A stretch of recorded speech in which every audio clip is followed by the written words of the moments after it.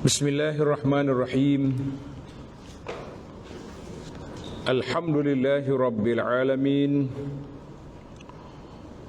Wassalatu wassalam ala al-mab'uthi rahmatan lil alamin. Nabiyyina wa habibina wa qudwatina Muhammad ibn Abdullah wa ala alihi wa sahbihi wa man sar ala nahjihi wa ihtada bihadihi wa istanna bisunnati ila yaumiddin, amma ba'du. Muslimin dan muslimat, para pelajar, para pencinta ilmu sekalian, Assalamualaikum warahmatullahi wabarakatuh. Alhamdulillah, pada pagi ini Sabtu 8 hari bulan 10 2022 bersama dengan 11 hari bulan Rabiul Awal 1444. Jadi kalau kita tengok kepada tarikh, apa yang disebut sebagai hari ini dalam sejarah, hari ini dalam sejarah yang besar, iaitulah sejarah kelahiran Nabi sallallahu alaihi wasallam yang Allah Ta'ala pilih dia sebagai rahmatan lil alamin, pembawa risalah yang menjadi penyampai daripada Allah Azza wa Jalla kepada kita umatnya sampai ke hari kiamat. Ini di antara yang kita kena ingatlah. Karena itu dalam hadis tentang kelebihan Ramadan, kelebihan jaga ibu bapa, dan kelebihan Nabi sallallahu alaihi wasallam, ingat ke tidak, sewaktu Nabi kita naik mimbar, dia naik mimbar, tiba-tiba sahabat dengar Nabi kita kata amin, amin, amin 3 kali. Jadi orang pelik lah, amin tanpa doa. Biasanya amin ni bila doa baru amin. Ni amin, amin saja, tak ada doa. Boleh ke? Jadi sahabat radhiyallahu anhum, di antara gaya mereka, bila dia tak faham, ada benda pelik, dia akan tanya. Dia kata Rasulullah sallallahu alaihi wasallam tak pernah lagi buat belum ni, naik mimbar ada amin. Ada kini satu sunnah mana setiap khatib naik mimbar kena aminkan, atau macam mana? Nah, menarik juga dia punya soalan. Jadi sahabat ni kalau dia tak tanya, kita pun tak tahu, kita pun tak dapat maklumat.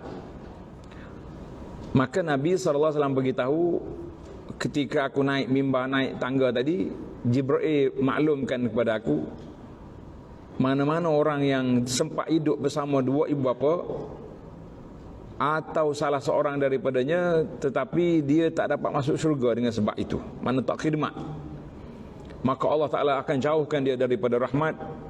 Kata amin, maka Nabi jawab amin, makna setuju dengan akta yang dibentangkan. Itu yang pertama. Saya tak hurai panjang lah, nak baca hadis je. Yang kedua, siapa dia sempat hidup di bulan Ramadan sehingga Ramadan berlalu, dia tak dapat keampunan Allah, orang ini juga dikira orang yang dijauhkan daripada rahmat. Nabi kata amin. Kemudian mana-mana orang yang dengar nama Nabi sallallahu alaihi wasallam, dia tak selawat, Allahumma salli ala Muhammad, maka orang ini akan dijauhkan daripada rahmat Allah. Di sinilah kata di para ulama, kenapa dia buat tiga serentak, 3 kali amin tu? Kenapa? Sebab kita hidup atas dunia ni melalui siapa? Melalui ibu bapa kita. Tak ada orang mari daripada buluh betung. Nah, kalau kecuali Darwin yang kata mari daripada monyet, kita kata awak seorang je lah. Kita orang tak terima itu. Kau terima? Ada orang nak terima hari ni? Darwin kata, dia kata orang daripada monyet kan. Nah, siapa dia nak terima? Kemudian bila kita ni nak lorong kita ke syurga, lorong kita untuk mendapat hidayah, lorong kita untuk mendapat keampunan keridaan Allah Taala hanya melalui lorong Nabi sallallahu alaihi wasallam. Itu dia panggil sebab kenapa disebut 3 serentak. Dan bagi kita manusia ni ada kesalahan, ada kesilapan, maka dibukanya ruang pada bulan Ramadan supaya kita banyak mengambil peluang untuk membersihkan jiwa kita daripada segala perkara yang tidak baik. Baiklah para jemaah sekalian, itu di antara bila kita sebut tentang kelahiran Nabi sallallahu alaihi wasallam, kita kena banyakkan kajian tentang sirah Rasulullah sallallahu alaihi wasallam. Ada sebuah buku yang saya usahakan. Menarik ni buku ni, nama dia Sehari dalam Kehidupan Nabi sallallahu alaihi wasallam. Dalam buku ni dia bukan macam sirah Nabi kita mula lahir, bangkit, bangun, besar lah. Dia hanya menyebut tentang jadual harian Nabi sallallahu alaihi wasallam yang diambil yang ada riwayat. Kalau kira Nabi setiap hari ada je dia punya aktiviti dia. Tapi kita kumpul lah, bermula daripada malam ni dia tahajud. Masuk waktu subuh, apa yang Nabi kita buat sallallahu alaihi wasallam. Duha, apa yang dia buat. Jadi macam jadual harian. Tajuk dia pun Sehari dalam Kehidupan Nabi. Dalam kitab Arab dia Al-Yawmun Nabawi, nama kita Al-Yawmun Nabawi, maknanya sehari dalam hidup Nabi. Menariklah buku ni, tuan-tuan boleh carilah. Saya tak sempat bawa tadi, tapi boleh cari dia punya dalam kedai-kedai internet ada. Sehari ni, maknanya bulan ni kita baca ya buku tu biar khatam sekali. Baru puas hati dah. Ni duk main cerita Nabi pun tak habis lagi, duk main yang sama ya. Kalau kita bawa penceraman 1 jam, dia nak cakap apa? Nah, mukaddimah sikit, kemudian dah masuk waktu isyak, dia apa berhenti, kita pun tak tahu, tak dapat maklumat yang jelas. Jadi sekurang-kurangnya setiap tahun biar kita ada satu buku yang kita baca tentang Rasulullah sallallahu alaihi wasallam. Ana sendiri setiap tahun kita baca kitab. Nah, jadi dalam kitab tu kita rakam. Jadi para pelajar pencinta Nabi sallallahu alaihi wasallam, pencinta sunnah ni, boleh je kita tengok dalam YouTube, cari siri-siri cinta Nabi sallallahu alaihi wasallam. Lengkap. Beberapa kitab yang saya baca di antara Syama'ilun Nabi lengkap. Kitab Al-Khasa'is, ciri-ciri keistimewaan Nabi kita baca. Kitab Tahzibus Sirah. Banyaklah beberapa kitab yang boleh kita pilih untuk kita belajar setiap hari. Kita dengar, duduk atas kereta boleh dengar, boleh tengok kan. Sekarang ni alat-alat gadget yang ada di tangan kita ni sangat membantu untuk kita mendapat ilmu yang sebenarnya. Tapi kalau kita salah guna ataupun tak pandai nak guna, kita kerugian besar. Alatnya ada, penggunaannya tak pandai, kita kata kita rugi. Baiklah para jemaah sekalian, muslimin dan muslimat, itu mukaddimah sambil-sambil kita peringatkan tentang hari ini dalam sejarah. Hari ini dalam sejarah. Oh, dia kata besok 12. Mengikut ahli sirah dia berbeza pandangan. Ada yang mengatakan Nabi lahir 9 hari bulan, 9 Rabiul Awal. Ada kata 2, ada kata 8, ada kata yang masyhur yang menjadi rasminya 12. Tapi kita kata khilaf lah perkara itu. Cuma kalau kita nak ambil yang khilaf ni, banyak hari lah kena cuti. Hari 9 cuti dah, sebab ini pandangan ulama. Jawabnya tak kerja lah kita bulan ni tak. Jadi kita tak apalah, dapat cuti 1 hari pun boleh dah untuk kita mengingatkan, menempati semangat untuk cinta Nabi sallallahu alaihi wasallam. Baik, kita masuk pada kitab kita. Kitab yang kita baca ni nama dia Anak Kunci Syurga. Anak Kunci Syurga. Syekh Abdul Qadir, yang ditulis oleh Syekh Abdul Qadir Al-Mandili rahimahullahu taala, dan kita syarah balik kitab ni dengan gaya yang mudahlah insya-Allah. Yang bahasa Syekh pun mudah dah. Cuma gaya yang kita begini insya-Allah lebih memudahkan para jemaah sekalian. Tajuk kita dalam siri yang lepas, ingat tak? Siri yang lepas kita belajar tajuk Salatul Jamaah. Salatul Jamaah. Muka surat 192, Salatul Jamaah kita dah selesai. Sehingga Nabi sebut dalam 192 tu Nabi sebut ma min salasatin fi qaryatin, tidak ada 3 orang yang berkumpul di satu tempat la tuqamu fihi salatu, yang tidak dirikan solat, tak seri solat berjamaah di situ, illa qad istahwaza alaihimus syaitan, mana kampung itu telah dikuasai oleh syaitan. Ini ingatlah, manakah jangan kampung kita, taman kita ni dikuasai oleh syaitan, jangan sekali-kali. Sebab apa? Sebab kita mesti dirikan solat jemaah, walaupun kita dengan beberapa orang, contohnya kita pergi piknik, pergi rehlah, pergi ke dalam hutan ke, pergi ke pantai ke, pergi ke mana, kita mesti solat jemaah. Mayang jemaah juga, buah pokok kelapa, tak ada masalah apa. Solat jemaah ni, ini di antara keistimewaan umat Muhammad sallallahu alaihi wasallam. Nabi kata, wa ju'ilat liyal ard masjidan wa tahura. Allah tak jadikan bagi aku, bagi umat kita ni, bumi itu menjadi alat bersuci dan masjid boleh kita solat mana-mana je.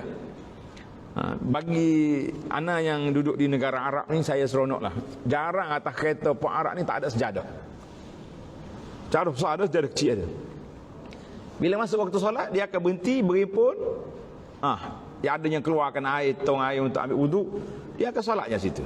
Mana bagi dia senang ya, budaya dia tidak susah. Kalau ada masjid lah. Tapi biasa dia orang ni piknik, dia pergi padang pasir, dia tak ada masjid itu. Jadi kita solat je di mana kita ada. Aidama adraktum fasallu, di mana kata apa ni, dapat solat, kamu solat je di situ. Kita kata alhamdulillah, mudahnya agama syariat Islam kita ni mudah, tidak ada yang susah. Yang susahnya apabila kita menyusahkan dia sebenarnya. Dia tak susah, kita yang susahkan. Kita buat payah. Baik, kita masuk kepada syarat-syarat mengikut imam dan adab-adabnya. Orang nak ikut imam ada beberapa syarat. Dalam kitab yang besar sikit, dia ada 7 syarat. 7 syarat. Jadi para pelajar tanda 7 syarat. Kalau tak ada dalam kitab ni pun, saya akan tambah daripada kitab Al-Mu'tamad. Nama kitab Al-Mu'tamad ni kitab yang baru, tapi dia kumpul pandangan-pandangan ulama-ulama Syafi'i yang terdahulu. Menarik kitab ni, tapi dia besar. Kitab Al-Mu'tamad ni 5 jilid. Dia punya ukuran dia 5 jilid, besar-besar macam ni.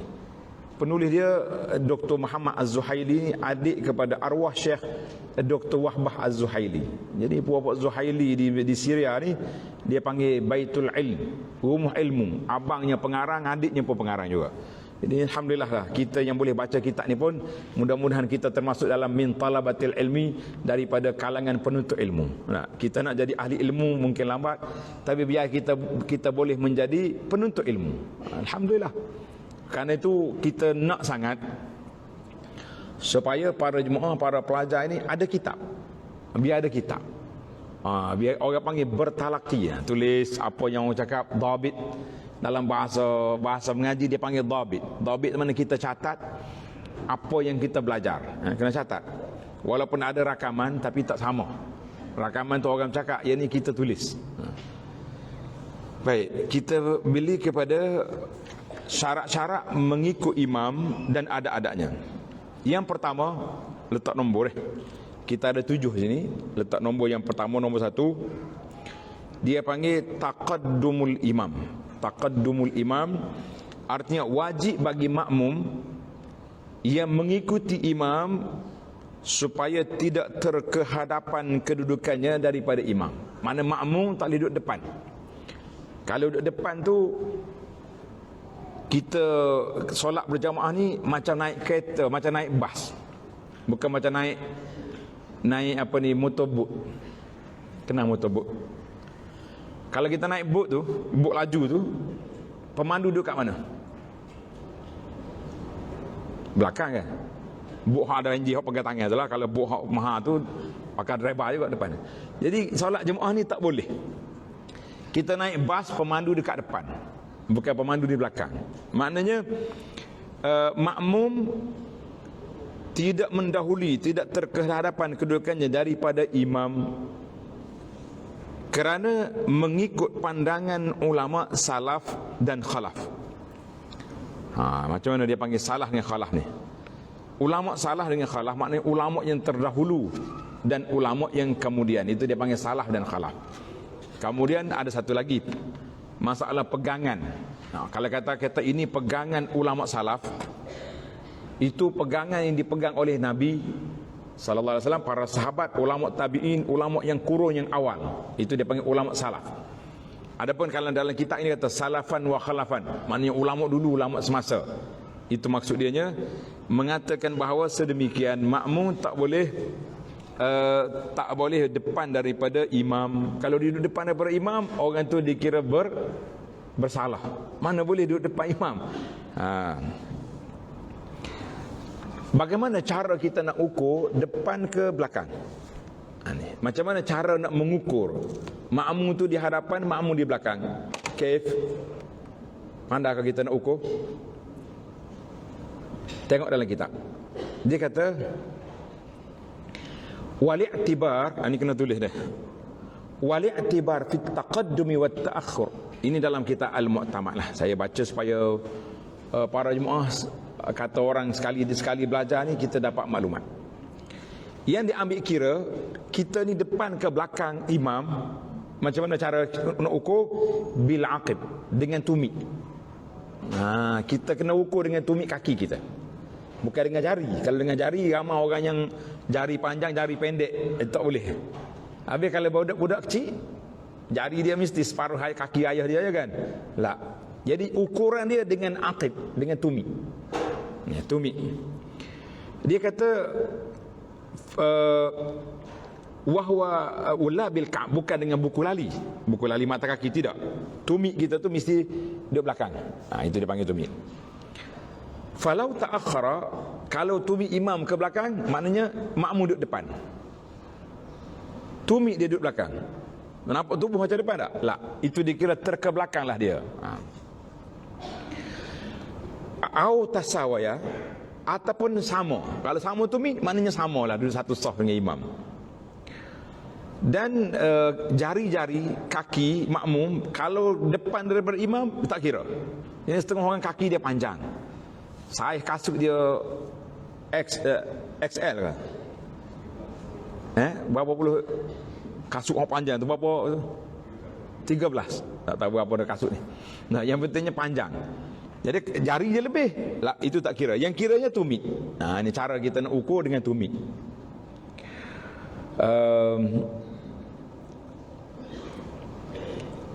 Kalau orang duduk macam mana? Contohnya orang ni orang tua-tua, dia duduk. Macam mana kita nak ukur? Tumit tak ada dah. Yang adanya punggung dia. Kita ukur punggung dia. Ini punggung dia. Yang imam depan sikit, yang makmum belakang sikit. Itu dia punya. Ini ulama fiqh rahimahumullah, dia tak tinggal apa dengan kita, dia akan bincangkan. Karena itu bila saya baca kitab, mungkin ada pelajar kita yang ikut YouTube, ikut dia punya live ni. Ada kitab yang saya baca, nama dia Fathul Mu'in, yang kita belajar malam Khamis tu. Kalau tengok maghrib malam Khamis, hari Rabu malam Khamis maghrib, nama kitab Fathul Mu'in. Dia terlalu detail, dia punya maklumat. Cuba tengok dia punya rakaman kita tu, kalau boleh tengok. Detail sangat dia punya perbahasan. Kalau macam ni, kalau macam ni, kalau macam ni. Kadang-kadang orang dengar apa banyak sangat kalau ni, dia pun tak tahu. Akhir kali kalau saya tak faham macam nak buat. Sebab apa? Sebab terlalu banyak. Ada sebuah kitab yang saya baca lagi, contohnya kitab ni, apa ni, Anak Kunci Syurga. Dia tak panjang, dia sebut asas je, basic. Sebab kita kata yang ni yang kita nak amalkan dia. Yang teori-teori tu bagi ustaz ya, penuntut ilmu yang belajar. Sebab dia akan jumpa juga akhirnya akan ada satu masa orang akan tanya hukum. Jadi ada maklumat pada dia. Jadi bagi kita yang nak beramal, jangan cari yang pelik-pelik. Akhir sekali kita pun tak faham apa yang ustaz cakap. Sama-sama tak. Kalau murid tak faham, ustaz faham, tak apa. Yang kita bimbangnya dua-dua tak faham. Ustaz pun tak tahu dia kata apa. Saya baca je kitab, faham tidak, jadi masalah. Baik, kita jelaskan. Maka orang yang duduk, iktibar dianya punggung dia. Macam orang solat atas kursi. Perasan ada orang solat atas kursi? Orang yang solat atas kursi, macam mana ukuran sah dia? Sah dia tu punggung dia tu. Punggung dia tu kena sama dengan tumit orang lain. Barulah dia kira sama sah. Cuma masalahnya orang atas kerusi ni, minta maaf lah kalau ada sahabat-sahabat yang Allah Ta'ala uji dengan sakit, yang tak boleh nak duduk. Bila kita duduk atas kerusi, dia akan bangun berdiri. Untuk nak takbir dia berdiri. Waktu dia berdiri kat mana? depan kerusi dia. Bila berdiri depan kerusi, bermakna dia duduk tengah saf, bukan duduk dalam saf. Ini yang kita kata, andai kata tuan atau puan yang diuji dengan sakit ni, sakit lutut, sakit gaut ni, macam-macam sakit yang tak boleh berdiri, elok kita solat duduk ya. Kalau solat duduk, punggung kita sama dengan tumit orang, itu sudah dikira dalam saf. Tapi kalau sekali berdiri, sekali duduk atas kerusi, di mana? Kecuali kita buat kerusi khas, macam saya tengok ada di negeri Arab tu, dia ada kerusi khas, dia macam kerusi dia macam pelana basikal, kecil ya.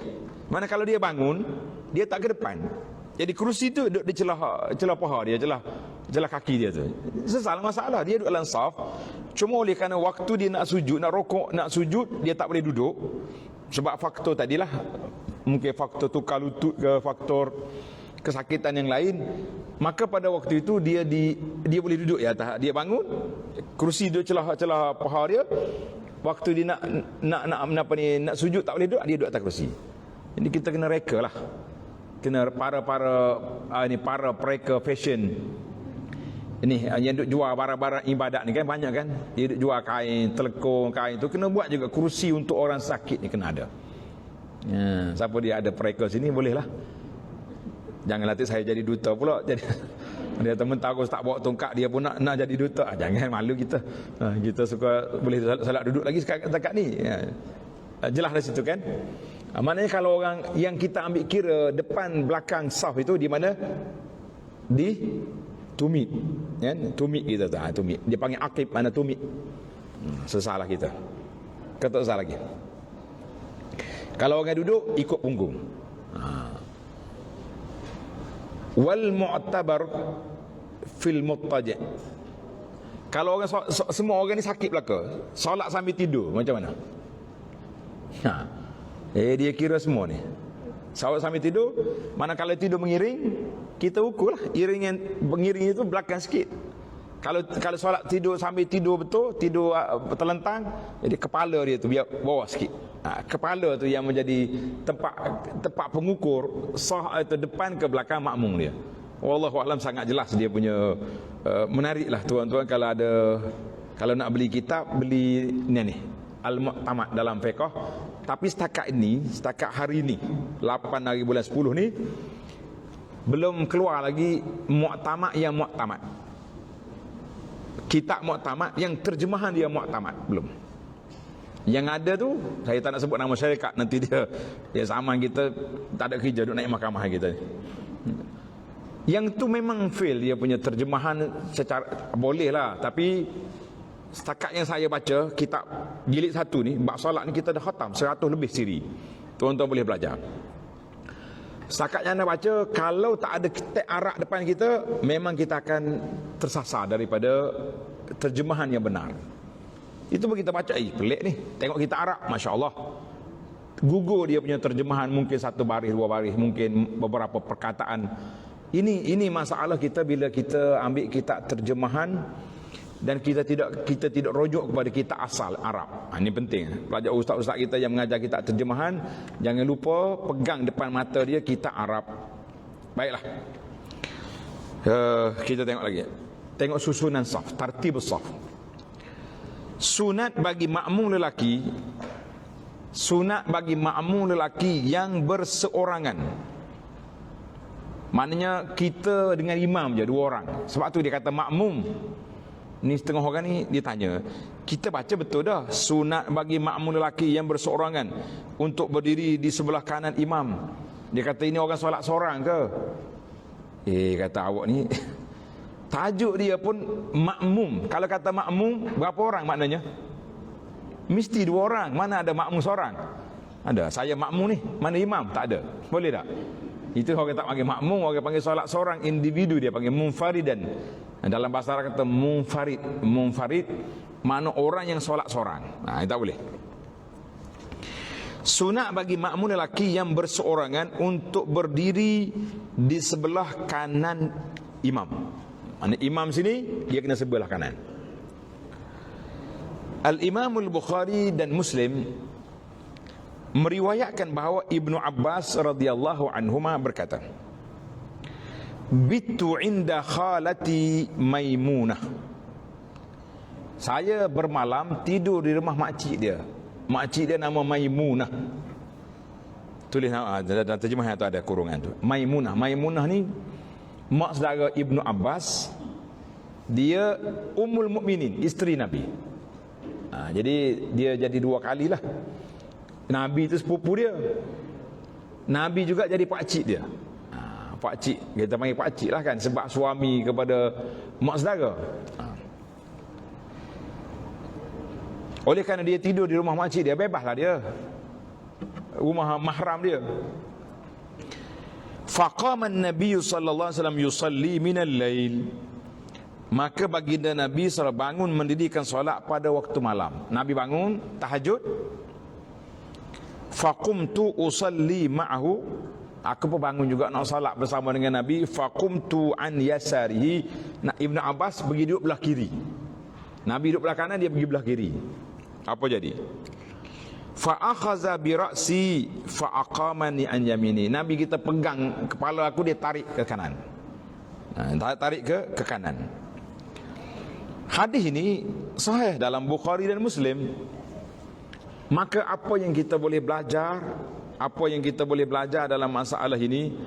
Yang pertama sekali, walaupun dalam solat, kita tengah solat, tapi kalau orang buat salah, kita kena betulkan.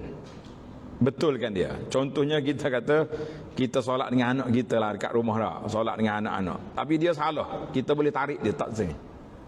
Supaya dia belajar. Biasanya orang ni bila dia buat kesalahan, kita tegur pada waktu itu, dia lebih ingat daripada kita tegur selepas itu.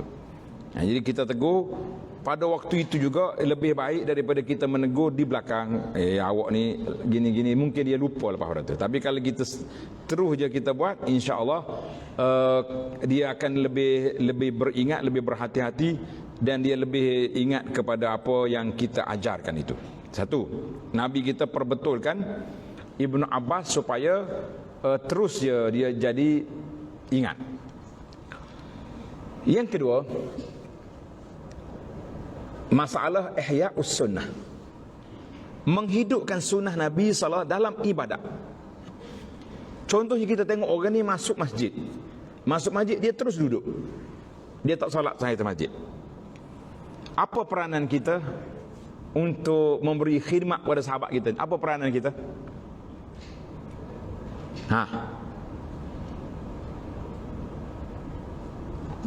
Tegur. Saudara ataupun saudari, kita dalam masjid ni, kenapa duduk tak solat tahiyatul masjid? Mana kita kena hidupkan ilmu tu. Orang ni dia dua cara. Sama ada dia tak ingat, orang masuk masjid kena tahiyatul masjid dulu, ataupun dia lupa, buat lupa. Ada dua. Nampak macam tak ada orang tahu, tak ada orang, semua orang duduk belakang. Duduk nak solat pun malu. Kenapa? Sedangkan dalam sunnah Nabi kita sallallahu alaihi wasallam tak memberi penekanan bahawa iza dakhala ahadukumul masjidah fala yajlis. Apabila kamu masuk dalam masjid, jangan duduk sehingga solat. Ini kita pun tegur. Ini penting dalam ibadat. Isu yang ketiga, sebagaimana disebut oleh sebahagian ulama hadis seperti Imam Nawawi, dia kata hadis ini menjadi dalil kepada solat sunat yang tidak disunatkan berjamaah. Solat tahajud ni tak sunat berjamaah kecuali di bulan Ramadan, tetapi dibenarkan untuk mengajar, dibenarkan untuk ajar. Jadi Ibn Abbas dia ikut Nabi sallallahu alaihi wasallam, tapi dia buat salah. Nabi tak kata jangan ikut, tapi Nabi perbetulkan kesalahan. Cara dia duduk di sebelah kiri, sepatutnya duduk di sebelah kanan. Jadi bolehlah contohnya kalau kita nak ajar, jadi walaupun solat sunat yang tidak disunatkan berjamaah, kita buat berjamaah ulit ta'lim, untuk nak mengajar orang. Tapi jangan jadi satu budaya tetaplah. Contohnya kita buat perhimpunan hari ni nak ajar solat duha, kita pun solat duha. Jadi tuan-tuan, jangan solat duha ni ikut perdana, bulan depan pula baru solat duha. Tak, solat duha ni solat yang bersifat harian. Hari ni buat, esok buat. Jangan tunggu ada perdana baru buat. Macam ada setengah pakcik tu dia komplain tentang ke masjid dia. Dia kata masjid dia ni pengurusi tak aktif. Kata kenapa pula marah dengan pengurusi? Dia kata ada ke tahajud setahun sekali je. Kita kata bukan tahajud setahun sekali, tahajud setiap malam pakcik. Dah, saya setahun sekali ya solat tahajud. Inilah pengurusi ni dia tu tak aktif. Patut buatlah setiap minggu lah tengok ni. Dia jadi salah faham sebab dia ingat ibadat itu hanya akan berlaku apabila ada perdana. Sedangkan bagi kita solat tahajud ni diperdanakan setiap malam. Setiap malam kena tahajud. Itu kadang-kadang berlaku salah faham di kalangan masyarakat dalam perkara seperti itu. Baik. Jelas dah cerita hadis Ibnu Abbas. Sekiranya tengok kitab. Sekiranya seorang lelaki datang, maka adalah dia mengangkat takbiratul ihram dan berdiri di sebelah kiri imam. Betulkah? Jadi kalaulah asalnya dia 2 orang, kemudian datang seorang lagi, itu maksud dia. Tulis ni, ini orang yang kedua ni, bukan dia tahu kitab ni salah berdiri sebelah kanan. Tadi saya kata belah kanan, ni belah kiri pula ni. La. Sekiranya seorang lagi kan. Perkataan lagi tu penting. Maknanya mari orang yang kedua. Seorang lagi mari, dia nak solat di mana? Adakah dia pergi duduk belah kanan makmum tadi? La, dia duduk di sebelah kiri imam. Maka adalah dia mengangkat takbiratul ihram dan berdiri di sebelah kiri imam. Tak payah dia cuit. Sebahagian masyarakat kita ni kalau dia nak ikut orang dia cuit, betul tak? Dia sentuh bau kita. Kalau kita tak latah tak apa. Kalau orang ni terjenis latah cuit, dia punya main apa cok dalam solat berat kita dah. Jadi kita hati-hati. Jadi yang sunnahnya lah kita tak payah cuit imam, kita pergi duduk sebelah dia, kita takbir. Dia tahu orang ni ikut aku. Dia kata, saya tanya juga, kenapa pergi cuit imam? Dia kata, ustaz kena tahu, kita ni mazhab Melayu, bukan mazhab Syafi'i. Kalau kita nak ikut orang, di mana sejadah kita? Di mana sejadah? Kalau imam sini, sejadah makmum mana? Di belakang sejadah imam, betul tak? Bila belakang sejadah imam, mana ada 3 hasta di belakang, mana imam nak tahu dia ikut? Sebab tu dia pergi cuit. Itu kesalahan, bukan kesalahan imam, salah kita. Yang sunnahnya kita pergi duduk sebelah imam, sebelah dia je. Kalau nak turun sikit, tumit kita ke belakang sedikit, kita takbir, duduk sebelah dia, dia tahulah ada orang ikut. Tak payahlah. Imam pun rasa dia nak ada ikut ni. Dia pun niat jadi imam. Makmum jadi makmum. Mari seorang lagi duduk sebelah imam, sebelah kiri, imam tahu 2 orang dah mari. Bila 2 orang berlaku situasi berbeza situasi daripada solat sama seorang. Apa keadaan? Tengok. Kemudian imam hendaklah bergerak ke hadapan. Ini option yang pertama. Bila dah berlaku 2 orang sebelah kita, di belakang kita, seorang kanan, seorang kiri, bagaimana tindakan imam? Kita naik ke depan kalau ada ruang depan. Kalau kita duduk, contohnya kita pergi solat belakang tiang, imam nak naik, tak boleh dah. Kalau naik lagi, dia langgar tiang. Kalau tiang boleh lari lagi, kita pergi kan? Tapi kalau belakang dinding, nak langgar mana? Atau, tengok ni, atau imam tak boleh naik dah sebab full depan, tak ada ruang lagi nak naik. Atau kedua-dua makmum bergerak ke belakang semasa berdiri. Jadi makmum tu undur belakang, buat sah. Jadi kalau mari yang ketiga, yang keempat nanti sambung-sambunglah. Sebab tak perlu lagi imam dimaklumkan kepada imam, kerana imam sudah tahu dia jadi imam. Jadi isu cuit bau imam ni tak berlaku. Tak ada dalam sunnah cuit bau imam. Yang ada sunnahnya masyarakat kita sebab dia duduk belakang jauh, jadi dia kena maklum imam, aku makmum belakang. Itu satu kesilapan teknikal lah, masalah teknikal lah. Solat Jumaat ni banyak teknikal. Nanti kita tengok. Maknanya sama ada kita ke depan atau makmum ke belakang. Dua-dua boleh pilih, tengok keadaan. Yang lebih afdal, ini pilihan yang sepatutnya, yang lebih afdal adalah kedua-dua makmum bergerak ke belakang. Itu lebih baik. Makna kita suruh makmum yang undur ke belakang, bukan imam naik depan. Sebab apa?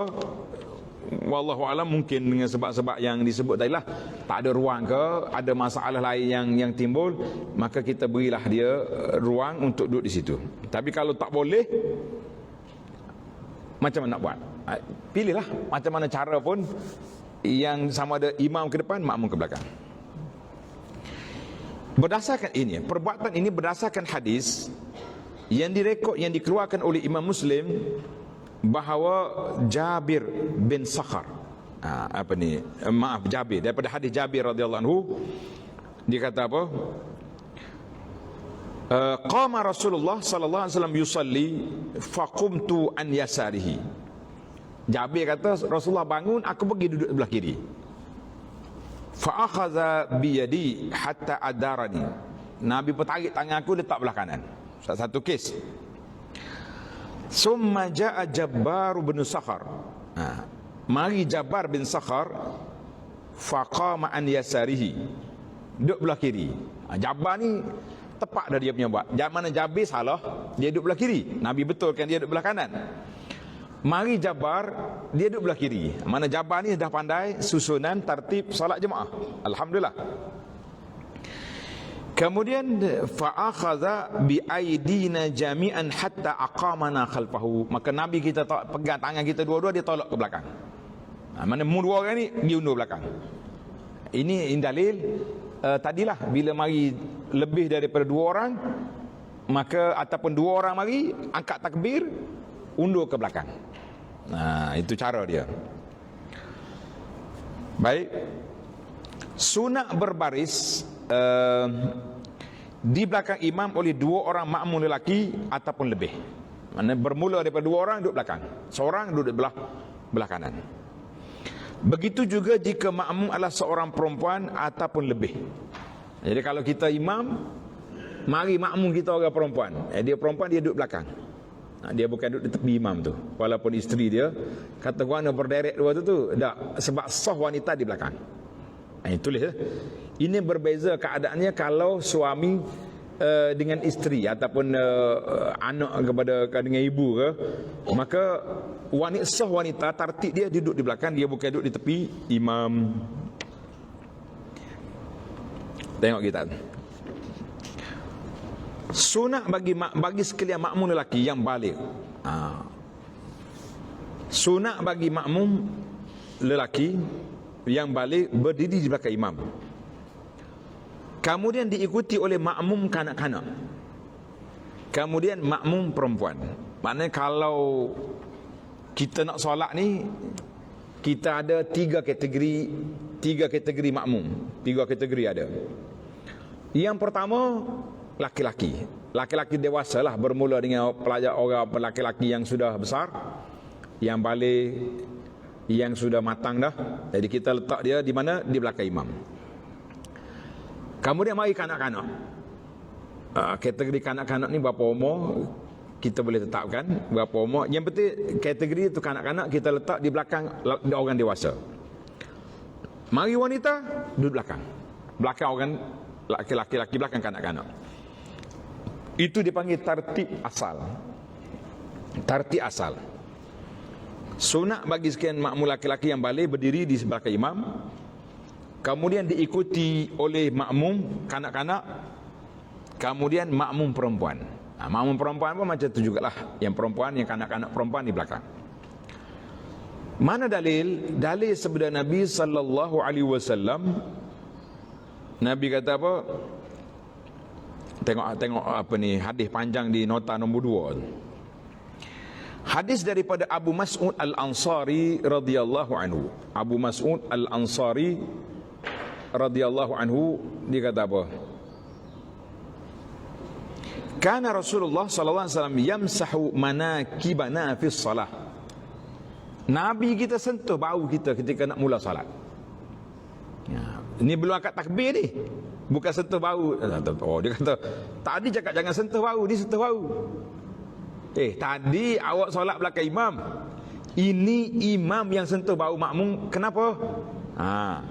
Wa yaqul, Nabi kita bersabda, istau wa la takhtalifu fatakhtalifa qulubukum. Nabi kata samakan saf, Samakan saf.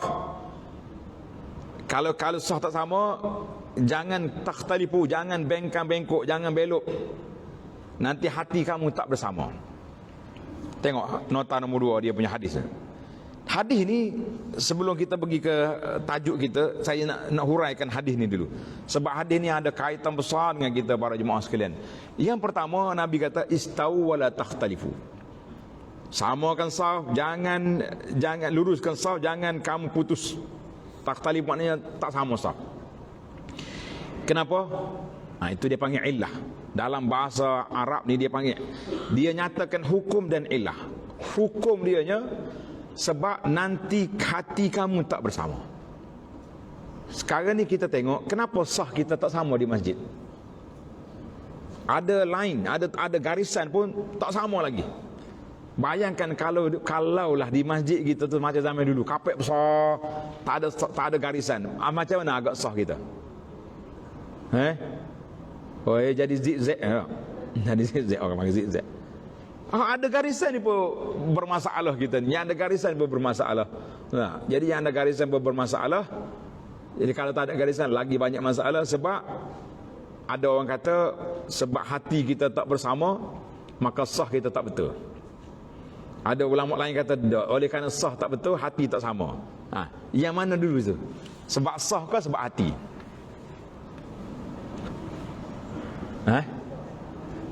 Sah tak betul, hati tak bersatu. Ke sebab hati tak bersatu, sah pun tak betul. Ya? Sebab hati. Kita hari ni secara di alam nyata lah kita bercakap. Kalau kita letak sejadah kita sini, mari kawan kita letak sejadah dia pula atas sejadah kita. Hak baru beli Mekah tu. Sejadah Raudhah nama dia, tak? Raudhah ke sejadah hak mahal sekarang ni? Agak-agak macam mana mata kita? Khusyuk tak khusyuk solat? Oh dia ni duduk atas sejadah aku pula dah. Ini masalah.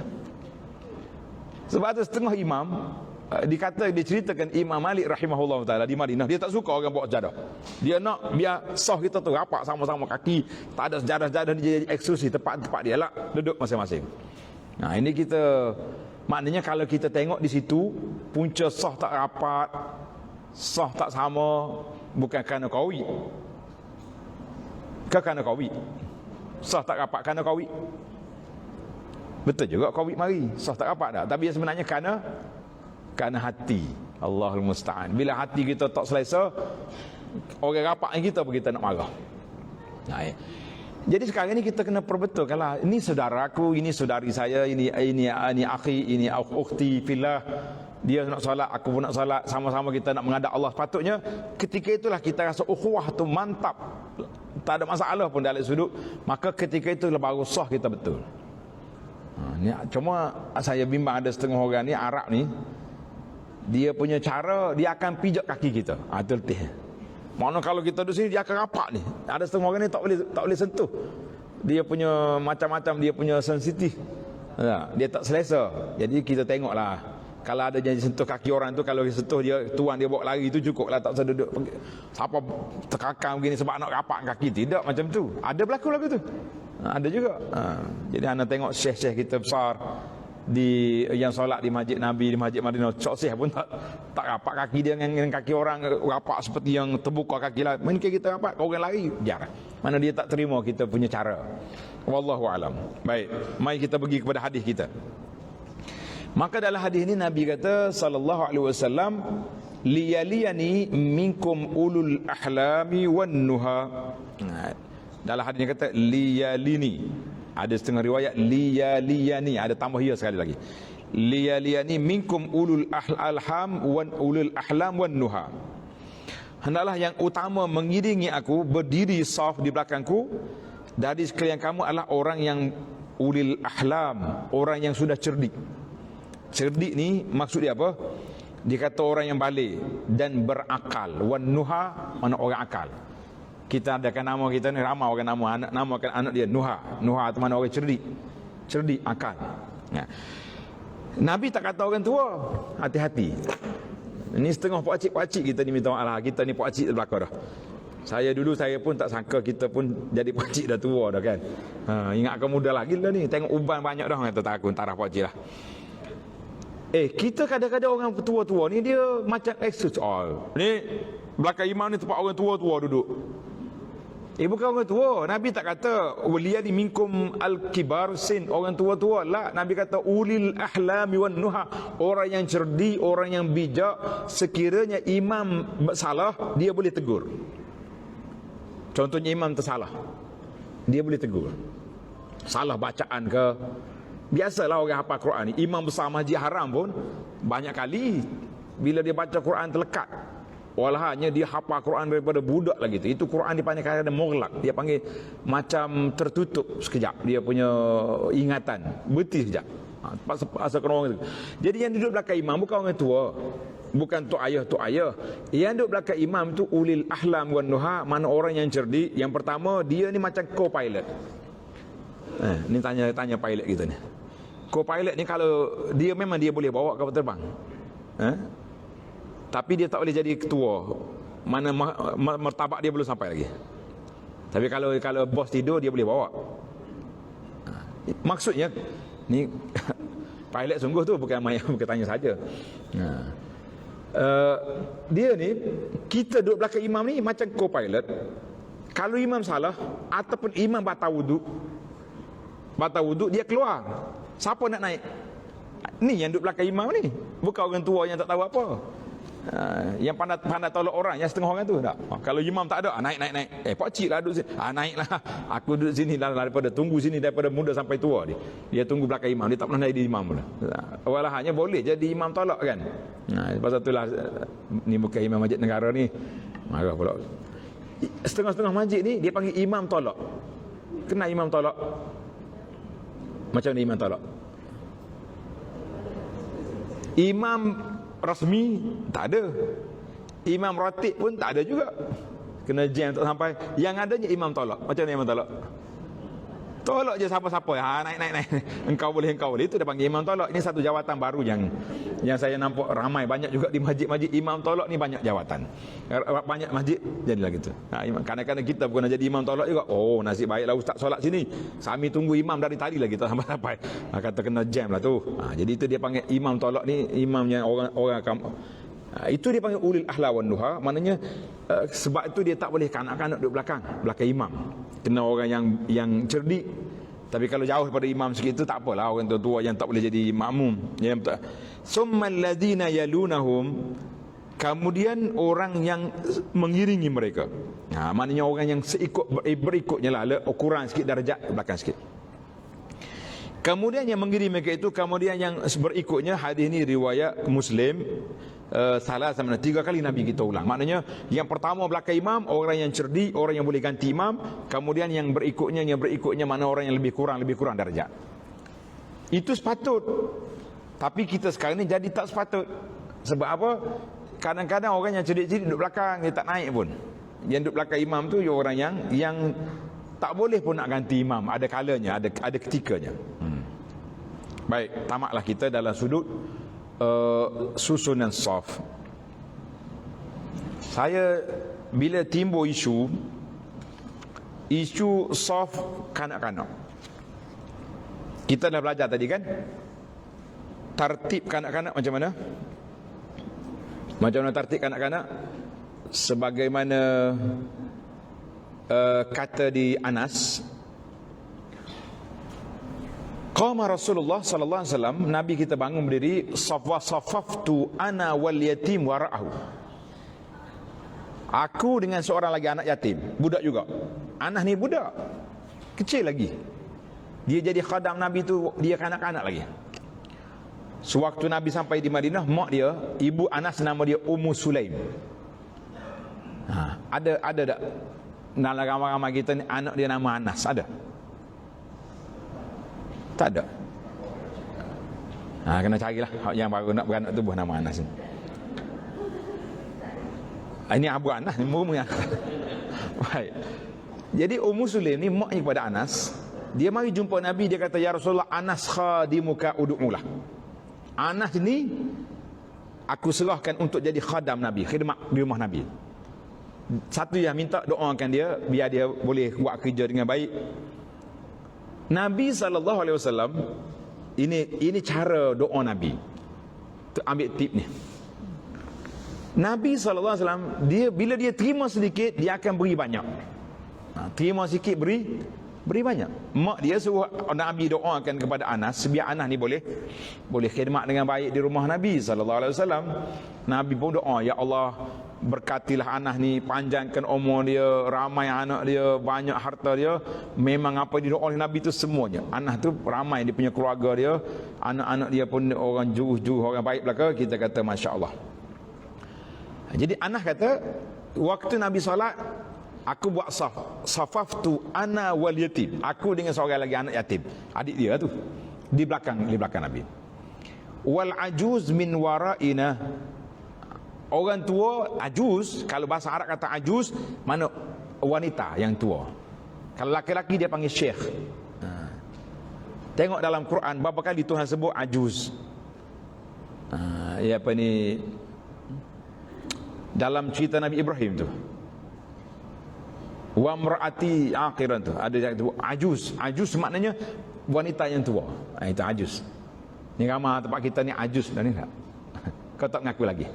Ajuz makna orang tua dah tu. Kalau orang tua laki-laki dia panggil syekh, syekhun kabirun. Itu orang tua. Jadi orang wanita belakang. Fasalla bina raka'ataini. Kata Anas, Nabi kita sallallahu alaihi wasallam salat 2 rakaat. Wal ajuzu, baik, yang kanak-kanak yatim tu nama dia Dumairah bin Sa'ad Al-Himyari Al-Madani. Wal ajuz mak dia Ummu Sulaim. Ini hadis. Timbul masalah sekarang. Ini masalah tempat kita, masalah tempatan. Dan ana rasa perlu untuk diperincikan, diperjelaskan. Bila kanak-kanak mari dengan ayah dia, kita pergi masjid, kita bawa anak kita. Dah, biasa bawa anak pergi masjid. Bawa anak yang dah besar lah, yang laki-laki yang dah, bukan balik, kalau balik tu dah besar. Yang kita kata dah matang lah, dah cerdik dah, macam bukan kanak-kanak di sekolah sekolah tu tak dengar abuh orang. Darjah 3, darjah 4 dah, umur 9-10 tahun. Budak-budak ni bila mari awal dengan ayah dia, pergi awal masjid, dia akan duduk di mana? Duduk depan. Bila dia duduk depan, mari pakcik-pakcik yang tua mari, kemudian dah orang dah qomat baru nak masuk saf. Adakah berhak kita halau budak ni duduk belakang ataupun tidak berhak? Dalam kitab fiqh mazhab Syafi'i, tuan-tuan tanda dalam kitab fiqh mazhab Syafi'i, dia kata walau sabaqas sibyanul ajuz. Sekiranya kanak-kanak ini datang ke masjid mendahului orang tua, maka tidak ada hak bagi orang tua nak menghalau mereka ke belakang. Tak boleh. Tapi kalau mari sama-sama, kita buat sah tu ikut tadilah. Orang tua, kanak-kanak, wanita. Tapi kalau kanak-kanak mari dulu, tiba-tiba laki-laki pakcik ni, budak-budak belakang, kita tidak ada hak. Tidak ada hak. Bahkan ada dalam kitab fiqh mazhab Syafi'i, dia kata eloknya kita letak kanak-kanak itu di tengah saf orang tua, liyata'allamus salah, supaya mereka jaga belajar solat. Kita boleh bayangkan sendirilah, andai kata kanak-kanak berkumpul sama dia, mana setakat anak saya ni confirm lah dia baik ni, bercakap dengan orang pun duduk diam je. Tapi kalau dia duduk dalam sah kanak-kanak, dia diam, kawan-kawan dia cuik sana cuik sini, akhir kali kelahi juga, bising. Ada setengah budak ni, dia tengok, dia protes ke AJK masjid. AJK masjid kan dia tulis tempat kanak-kanak solat, dia gitu tulis tempat kanak-kanak bermain belakang. Kata kenapa macam ni? Dia kata ni budak-budak protes. Sebab ada pelajar, ada budak dia mari awal masjid dan dia solat pun tak ada bising apa-apa, dia solat duduk. Dan maka kita mengatakan kita perlu semak juga dalam kitab-kitab kita dalam fiqh mazhab Syafi'i yang mengatakan bahawa kalau kanak-kanak duduk di baina sufufir rijal, dalam sah orang untuk dewasa yang mereka datang awal, maka kita tidak berhak untuk halau dia kecuali dia duduk belakang imam. Ketika itu kita kata, adik, awak ke tepi sikit. Yang belakang imam ni orang yang nak ganti imam. Itu belakang betul-betul imam, kita kena letak orang yang boleh ganti imam. Dan kanak-kanak yang sudah orang panggil memayis, dia boleh duduk sah sekali dengan orang tua, tapi biarlah duduk tepi sikit. Wallahu a'lam. Sebab saya, pengalaman saya sendirilah, mungkin tuan-tuan dengar dah, mungkin tak dengar lagi kot. Dengar kau kita kena halau keluar daripada masjid? Dengar dah. Kalau dengar malah nak cerita dah. Sebab cerita tak boleh banyak kali. Tapi dia kata ada je channel TV tu sekali rakam 6 kali siar. Dia bayar sekali tu ya. Kita kata tak apa. Mula-mula saya sampai balik ke Malaysia, kita pergilah solat Jumaat. Bawa lah anak 2 orang. Anak tu masa tu darjah 3. Darjah 3 ni darjah 3, darjah 2 gitulah darjah. Duduk sebelah-sebelah. Seorang sini sebelah ni. Hari Jumaat tunggu khutbah, kita baca kafi. Tiba-tiba imam naik mimbar, dia marah. Jarang imam cakap atas mimbar. Biasa kalau dia nak iklan, dia belum naik mimbar kan. Uruf masyarakat kita sini, iklan belum naik mimbar. Dia naik mimbar, dia baru nampak. Dia kata, yang bawa anak dalam masjid, saya keluar.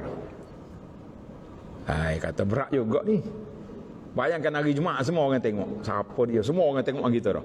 Dia ni bawa masuk anak dalam masjid. Bukan duduk sah depan pun, sah yang ke-10 kayak gitulah. Hai, saya pun fikir lagi, kata nak kita keluar ni malu kita.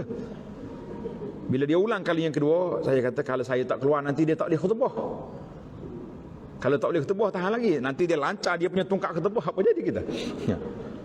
Maka kita pun alhamdulillah dengan izin Allah Ta'ala penuh rasa malulah dengan orang. Kita pun angkatlah anak, mari kita keluar supaya tidak menimbulkan masalah. Dia keluar duduk.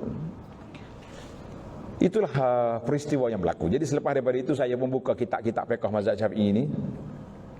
Kita buka dah kitab fiqh dulu, tak ingat. Buka kitab fiqh mazhab Syafi'i, rupanya ramai di kalangan ulama-ulama kita. Dia kata tidak ada hak bagi orang dewasa untuk menghalau as-sibyan, kanak-kanak yang sudah memayyiz ini nak keluar daripada sah orang dewasa sekiranya mereka datang awal duduk di situ. Jadi kita kena faham. Sama juga dengan orang wanita. Setengah-setengah ni makcik-makcik kita ni allergic sangat bila tengok budak duduk belah dia. Budak ni, dia gurau dengan makcik ke macam mana? Budak tu bergurau dengan makcik. Takut sambil duduk solat, duduk cuik makcik nenek. Mana ada kacau dah. Dia tak ada kacau pun. Jadi bila tak ada kacau, kenapa kita nak kacau dia? Biar dia solat. Biar dia belajar solat betul-betul. Nah, dia pun tak akan bergurau dengan orang tua. Jadi alhamdulillah, mudah-mudahan dengan sedikit pencerahan ini memberi kepahaman kepada masyarakat kita, boleh menerimalah kanak-kanak sama ada wanita dengan dalam sah wanita atau laki-laki dalam sah laki-laki yang duduk dalam sah orang dewasa sekiranya mereka berada awal di situ. Wallahu a'lam. Baik, kita berpindah kepada imamatun nisa. Tulis tajuk dia, imam perempuan. Perempuan solat sama dia. Kita kata kuliah perdana wanita. Biasanya tak ada laki-laki lah kan. Jadi di waktu masuk waktu solat, dia nak solat berjamaah. Macam mana susunan saf? Bagaimana tartib as-saf? Tengok kita tanya. Wa iza sallati imra'atun imaman bin nisa'i waqafat wasatahun. Disunatkan bagi imam perempuan, mak imam ni, perempuan jadi imam, untuk berdiri di tengah-tengah makmum perempuan. Jadi kita kena duduk di mana? Di tengah-tengah makmum. Jangan di depan. Tak ada imam perempuan duduk di depan macam imam lelaki, tidak. Duduk tengah-tengah. Dia kata apa ni? Waqafat wasatahuna, berdiri di tengah-tengah makmum perempuan. Maknanya kita maksah makmum, mak imam tu duduk tengah tu. Dalam sah yang sama, cuma mungkin dia ke depan sikit, satu tumit dia ya. Itu je ya. Dia tak pergi jauh, tidak akan satu sejadah depan, tidak. Li subuti zalika min fi'li Aisyah wa Ummi Salamah radhiyallahu anhuma kama sabaqa. Dikatakan telah sabit perbuatan ini seperti yang dilakukan oleh Sayyidah Aisyah dan Ummu Salamah radhiyallahu anhuma, dua-duanya isteri Nabi sallallahu alaihi wasallam. Hadis ini dikeluarkan oleh Imam Baihaqi dengan sanad yang sahih. Itu sah wanita. Biasa kan buat jamaah wanita, imam duduk di mana? Duduk di tengah-tengah. Jangan ke depan. Jadi orang wanita dia tak mau duduk depan, dia duduk tengah sama-sama dia. Kena jelas tu. Sabit daripada amal Aisyah dan Ummu Salamah, dua orang ummahatil mukminin, dua orang isteri Nabi yang melakukannya. Kenapa dia tanya? Dia ada tanya. Li'annahu astar. Dia kata kerana bila duduk di tengah-tengah tu lebih terlindung bagi seorang wanita, itulah. Itu punca dia. Baik. Tulis pula tajuk baru, makruh solat seorang diri di belakang saf. Makruh solat seorang diri. Dia mari masjid, dia tak masuk saf, dia pakai solat seorang dia. Yang dia jumpa tiang mana-mana, dia solat situ. Ini solat jemaah ni. Kalau solat sunat, tak ada masalah, awak duduk kat mana pun, jangan duduk di tengah jalan dia. Wa yukrahu an yaqifa ar-rajulul ma'mum fardan. Makruh berada seorang diri daripada memenuhi saf. Orang saf belakang depan, tiba-tiba dia seorang belakang, itu makruh. Dalam kitab fiqh kita ni kata makruh. Mana dalil? Lima rawa al-Bukhari radhiyallahu rahimahullah daripada seorang sahabat nama dia Abu Bakrah. Bukan Abu Bakar tu. Jangan kata kita salah. Ni ada setengah orang dia tahu ni, silap salah ni. Abu Bakar ni. Jangan. Abu Bakrah ada nama sahabat. Nama betul dia, nama dia Nufai, betul nama. Nufai bin Al-Haris. Nufai bin Al-Haris. Dulu saya cerita dah kan. Abu Bakrah ni orang yang turun dengan tali.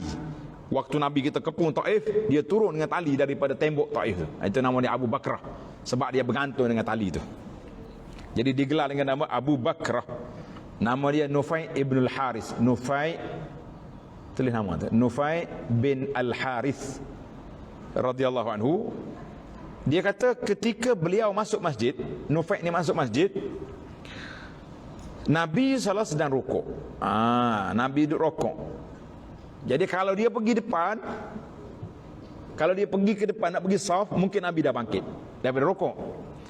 Bila imam bangkit daripada rukuk, bermakna makmum itu sudah kehilangan satu rakaat.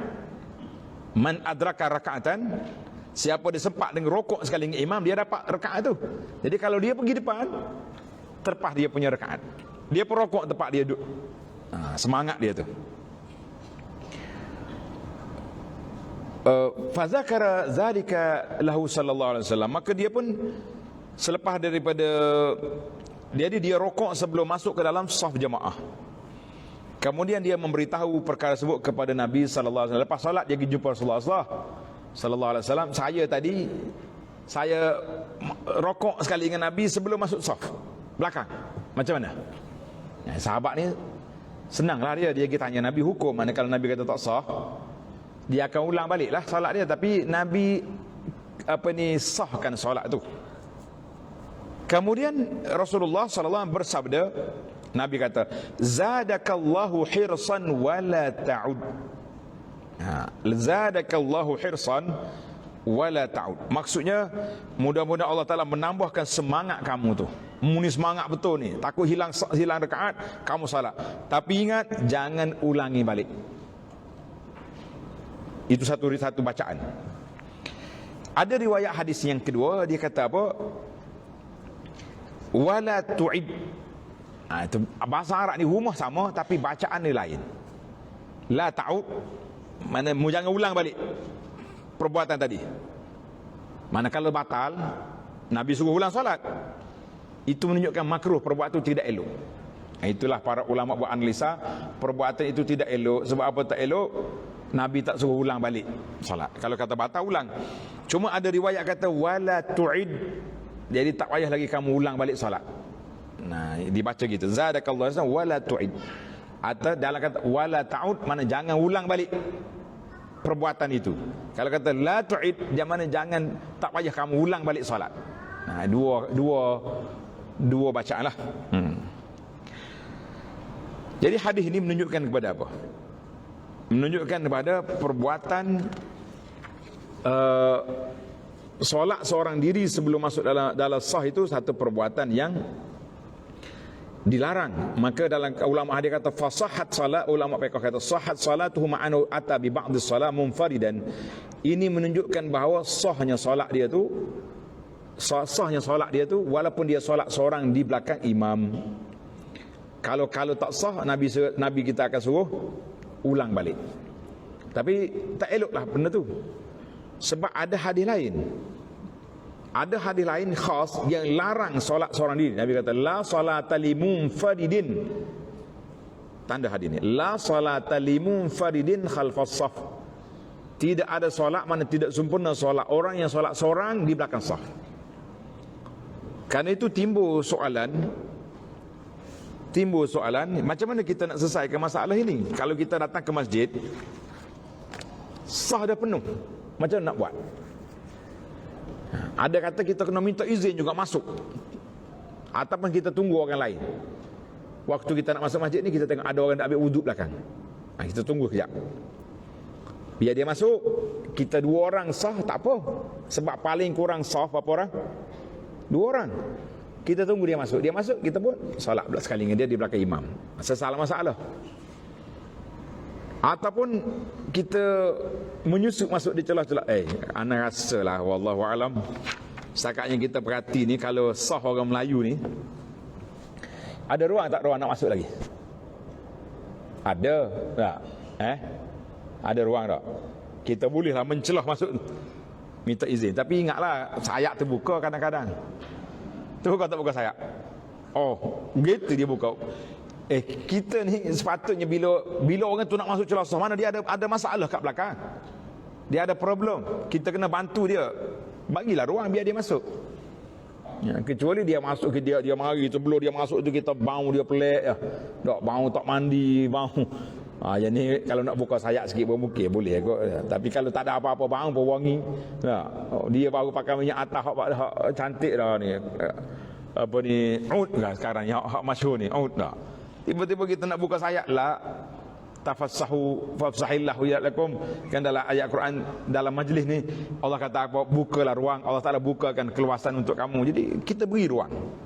Baik, andai kata sah kita memang solid, full, macam mana nak buat? Di situlah ada sebahagian ulama kata kita kena tarik seorang turun ke belakang. Mana kita pergi, kita isyarat dia biar dia undur ke belakang untuk jadikan 2 orang. Artinya tak boleh juga duduk seorang. Cuma tarik ke belakang ni ada sedikit lagi masalah.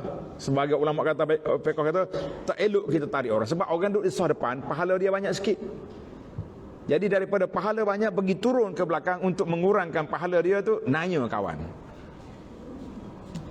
Nak bahas lagi ke tak? Cukup sekat tu dulu. Ini dia panggil furuk. Cabang-cabang perbahasan tu panjang. Dalam fiqh ni alhamdulillah menarik. Kitab yang saya tahqiq masa master dulu, nama dia Al-Matlabul Ali. Al-Matlabul Ali ni dia punya manuskrip dia 35 jilid. Ana baru dapat dia gambar daripada sahabat kita yang jaga bahagian kitab. Dia kata kitab Al-Matlabul Ali telah dicetak sebanyak 110 jilid. Nak letak mana kita? 110 jilid kitab fiqh. Saya duduk mikir, duduk intai di maktabah Pusaka Pondok, tak ada tempat ke tidak nak beli. Harga kitab tu 4,500.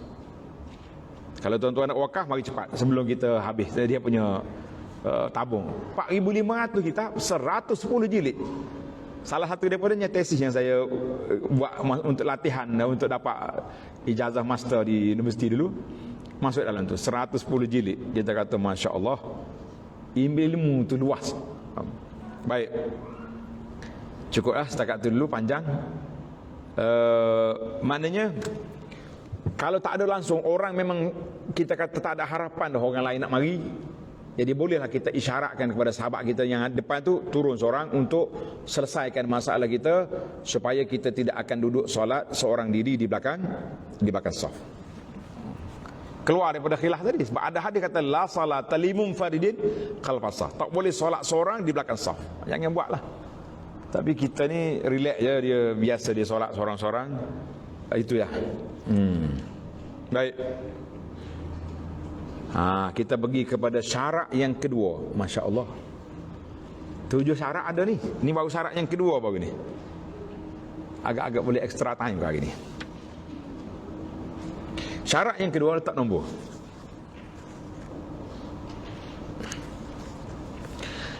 Syarat bagi yang mengikuti imam untuk mengetahui, dia panggil al-ilmu bintiqalatil imam. Al-ilmu bintiqalatil imam, mengetahui setiap pergerakan imam yang dilakukan oleh imam, kita kena tahu. Kita nak ikut imam ni, kita kena tahu pergerakan imam.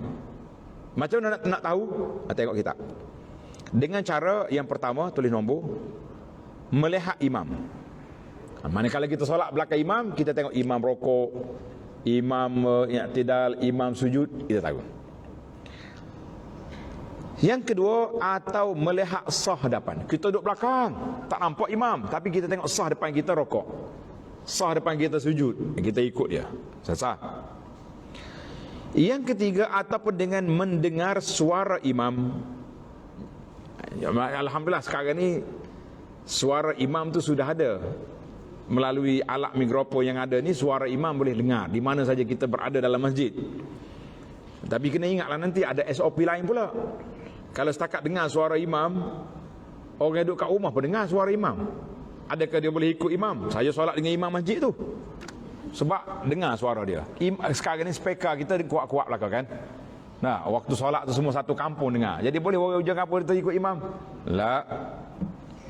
Yang pentingnya orang dalam masjid ni, tempat solat tu, dia kena dengar suara imam atau suara mubaligh. Apa dia mubaligh? Tengok nota nombor 5 tu saya dah letak.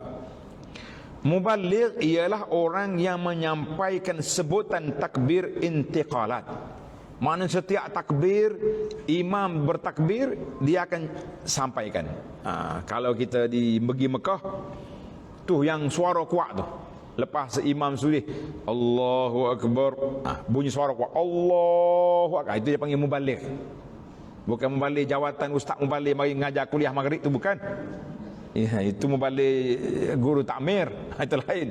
Nah, ia ni mubaligh maksudnya orang yang menyampaikan suara imam. Zaman dulu masjid besar tak ada mikrofon. Habis dia akan lantik mubaligh. Maknanya seorang sini. Jadi yang dengar imam Allah Akbar, yang ni Allah Akbar, yang belakang sambung. Itu dipanggil dengar suara mubaligh. Jadi mana mubaligh kita zaman kita ini, mubaligh kita siapa? Siapa mubaligh kita? Speaker lah, mikrofon lah. Itu je mubaligh kitanya. Mana cukup syarat. Ataupun lain-lain cara supaya makmum dapat mengikut imam. Itu syarat yang kedua, kita kena tahu imam dah berpindah. Baik. Sekarang ni dengan ada mikrofon yang besar, satu kampung tahu imam solat. Dan kita pun tahu dia berpindah rukun. Sebab waktu rokok Allah Akbar, waktu i'tidal sami Allah liman hamidah kan. Jadi boleh tak boleh kita ikut di rumah kita solat imam di masjid? Jawabnya, tengok syarat yang ketiga. Syarat yang ketiga ni ini penting. Syarat yang ketiga, dia kata al-ijtima' wa adamul fasil makani al-kabir. Syarat juga imam dan makmum berhimpun pada suatu tempat, berkumpul di satu tempat. Kerana semenjak dahulu solat berjamaah didirikan pada satu tempat, dan imam dan makmum berhimpun di satu tempat. Kalau kita nak detail ni, panjang pula hikayat dia. Dia kata di mana kita berkumpul? Yang pertama, dalam masjid. Kalau berkumpul dalam masjid, kita duduk dekat mana sekalipun, asalkan masjid tu dikira tempat solat, maka sahlah kita walaupun agak jarak jauh. Macam masjid kita ni, masjid negara ni, di antara imam dengan sah wanita jauh mana? Wanita duduk belakang kan? Atau duduk atas? Atas, jauh jarak tu. Tapi oleh kerana dalam satu masjid, maka tidak masalah. Bimbang ada buat dia sana, takut tak sah maya berat. Tak ada masalah. Sebab dalam satu masjid, berkumpul dalam satu masjid, dia kata walau ba'udatil masafah, jarak dia jauh sekalipun, asalkan dia dalam satu masjid yang satu, maka sah. Kalau kita nak kira lah, kita solat di Masjid Haram Mekah, orang duduk ujung ni dengan nak jumpa imam dekat Kaabah ni jauh mana ni? Kalau duduk tingkat 3 tu, jauh tu jarak tu. Tapi oleh kerana dalam satu masjid, sah. Baik. Yang pentingnya dia kena tahu tadi, dia kena kembar tempat dengan suara tadi, dengan mengetahui pergerakan imam. Jelaslah. Tapi kalau as-salatu fil fadha, solat di padang. Solat di padang, kita solat pada jauh. Fayushtaratu an takuna al-masafah, maka jarak jangan jarak kita dengan imam terlalu jauh. Dia kata qadariyanya sekadar 300 hasta. 300 hasta Hashimi ni maknanya lebih kurang 150 meter. Mana tu jangan jauh daripada itu. Tapi timbul lagi soalan, ni ada orang keluar video ni. Video ni memang memeningkan orang. Saya tengok pejabat mufti pun dah keluar kenyataan hari itu. Dia kata kalau kita solat di surau yang ada lansir kat tengah. Ada tengok dah video tu? Kita tengok. Tak tengok selamat. Tengok pening. Dia dua tu ya kita ni. Tengok dah? Ada tengok? Ramai orang tanya. Dia kata kalau dalam video tu kata kalau kita solat ada lansir, masyarakat kita ni pelik. Waktu kuliah dia buka lansir, sedangkan waktu kuliah imam tengok ke dia. Waktu kuliah imam tengok siapa? Tengok awak kat belakang tu. Waktu solat imam tak tengok, dia gitu tutup lansir. Buat apa? Ini terbalik dia punya. Saya minta maaf lah, kita bagi tahu apa yang berlaku. Sepatutnya nak solat lah buka lansir tu. Waktu solat semua tutup aurat. Betul tak? Mana ada orang solat tak tutup aurat? Lepas solat ada orang yang nak tukar kain telekung, ada yang tukar kain tudung, macam-macam. Kenapa pergi buka lansir?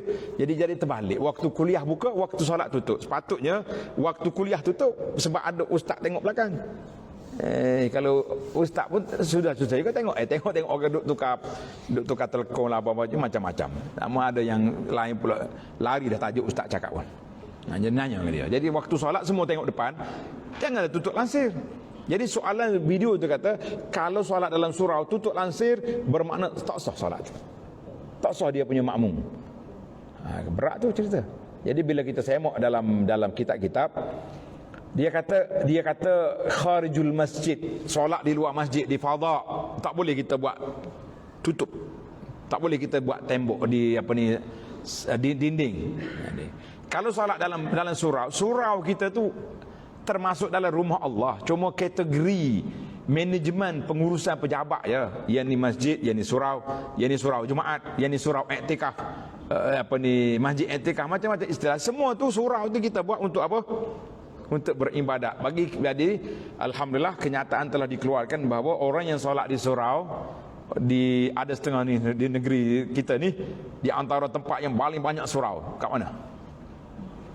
Kat Putrajaya paling banyak surau. Masjid besar ya, Masjid Putra, Masjid Besi. Ada masjid lagi? 2 ya masjid. Hal lain surau belaka. Jadi kalau kita pakai pandangan video tadi, ramailah tak sah salat. Jadi kena hati-hatilah kita dalam mengeluarkan pandangan-pandangan yang ada yang perlu pada penjelasan dijelaskan. Jadi di sini selesailah kita. Mana kalau solat dalam masjid walaupun jauh tak ada masalah. Kalau solat di fadha yang ada, jadi tak boleh ada sekatan di tengah. Kena rapat-rapat. Panjang lagi lah. Baik, kita pergi kepada syarat yang kata Tuan Syekh, disyaratkan juga imam dan makmum berhimpun pada suatu tempat, kerana semenjak dahulu solat berjamaah didirikan pada satu tempat yang imam dan makmum berkumpul. Tak boleh jauh-jauh.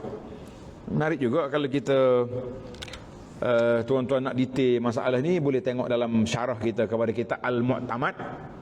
Ada syarah 100 siri lebih, ataupun syarah kita kepada kitab Fathul Mu'in. Fathul Mu'in ni pelik dia punya hikayat-hikayat dalam tu yang pelik. Ni ada juga yang pelik ni. Cuma Tuan Syekh Abdul Qadir ni rahimahullah, dia tak bawa yang pelik. Tadi dia kata 2 orang yang kena waktu jadi imam, dia kena duduk kat tengah. 2 orang. Yang pertama imamatun nisa. Wanita jadi imam, dia kena duduk tengah. Satu lagi sekumpulan laki-laki yang tak ada pakaian.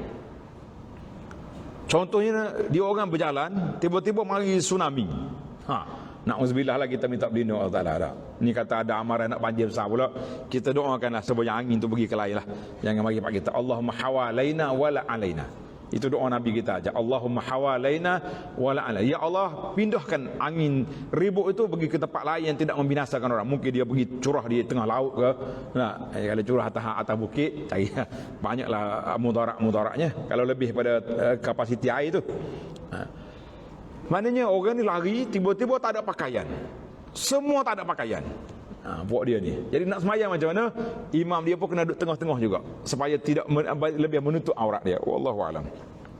Mari kita pindah ke tajuk lain pula.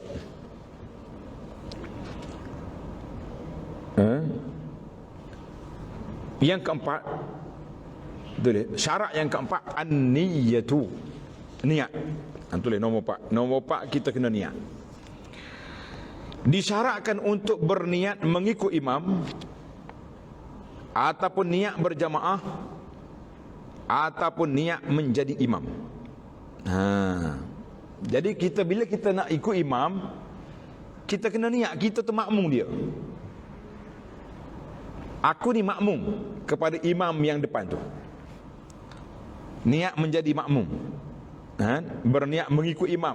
Aku niat ikut imam depan tu. Senang ya, ikut imam. Kalau niat ikut imam lagi mudah. Niat makmum. Kita ni contohnya bila kita pergi ke, kita musafir, kita berhenti di RNR, berhenti dekat stesen kereta api, kereta kapal terbang. Ada orang solat jemaah itu. Kita nak ikut macam mana? Ini payah. Ikut dia ni qasar ke tak qasar ke? Kita kata niat ikut imam je. Kalau dia tak qasar, kita pun tak qasar. Kalau dia qasar, kita jadi qasar. Mudah. Tapi kalau kita niat qasar, dia tak qasar, payahlah pula. Jadi baik, yang pertama sekali disyaratkan berniat mengikut imam. Jadi kita makmum nak suruh jadi berjamaah kena ada connecting dengan imam. Nak connect dia macam mana? Niat ikut imam. Baru jadi gitu. Kalau awak duduk belakang imam tak niat jadi makmum, tak jadi. Jadi solat seorang lah kita. Kena niat. Baru dia ada kaitan dengan imam makmum. Bagi niat untuk menjadi imam, imam tu kena niat tak jadi imam. Kalau dia nak pahala, dia kena niat. Kalau tidak, kita boleh pahala ikut dia, dia tak boleh pahala ikut bawa kita. Jadi dia kena syarat automatik. Dia kena niat jadi imam. Disyaratkan kepadanya ketika solat Jumaat. Tapi kalau solat Jumaat, imam wajib berniat dia jadi imam. Sebab solat Jumaat syarat dia nak, dalam fiqh Syafi'i kata nak 40 orang ke atas, kan? Jadi dia kena niat awal-awal lagi solatul Jumaat imaman lillahi ta'ala. Dan sunat berniat menjadi imam bagi solat-solat yang lain. Bagi solat lain dia boleh niat, dia boleh tak niat. Ya, dia boleh niat. Kalau tak niat, rugi dia.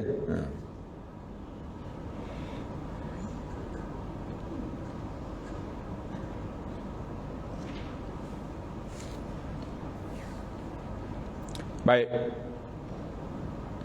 Tapi kalau dia tak niat, macam mana?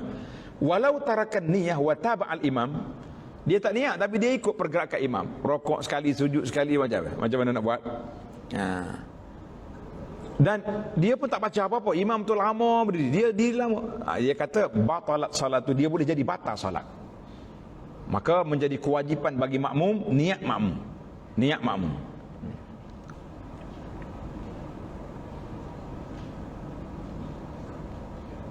Baiklah.